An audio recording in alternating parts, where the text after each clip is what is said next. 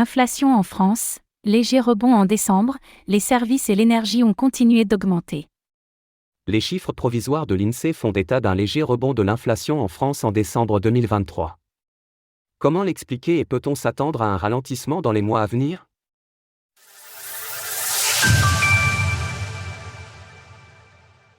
L'inflation en hausse en France, portée par l'énergie et les services. Ramener l'inflation à 2% cette année, c'est la promesse faite par la Banque de France il y a 2 semaines.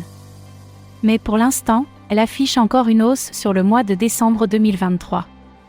Les derniers chiffres provisoires de l'Institut national de la statistique et des études économiques, INSEE, montrent en effet une progression de plus 3,7% sur un an, ce qui correspond à une légère hausse par rapport au plus 3,5% du mois dernier. Le secteur de l'énergie affiche une hausse marquée, plus 5,6% après les plus 3,6% de novembre.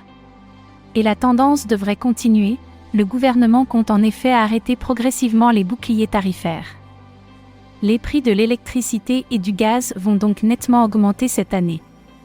Quant au prix des services, il montre également une légère progression, plus 3,1% sur un an, contre plus 2,8% le mois dernier. La bonne nouvelle pour les ménages français, c'est cependant que le secteur de l'alimentaire montre enfin un ralentissement de l'inflation, plus 7,1% en décembre, contre plus 7,7% en novembre. C'est également le cas pour les produits manufacturés, plus 1,4% ce dernier mois, plus 1,9% en novembre. Une inflation nettement ralentie pour 2024 ? Les premières estimations pour 2024 sont plutôt positives. On l'a évoqué, la Banque de France prévoit une nette baisse, avec une inflation de plus 2,5% en moyenne annuelle en 2024, contre une estimation de plus 5,7% en 2023. C'est aussi le cas de l'INSEE, qui prévoit 4,9% pour 2023 une fois les chiffres définitifs reçus, et 2,5% en 2024.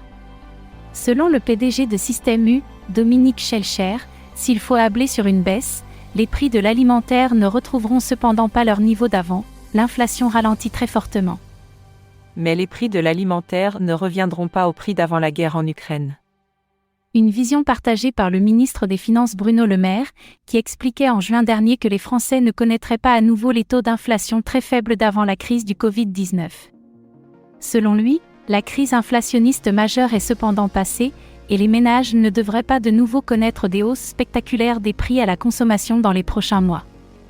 Source INSEE. Retrouvez toutes les actualités crypto sur le site cryptost.fr.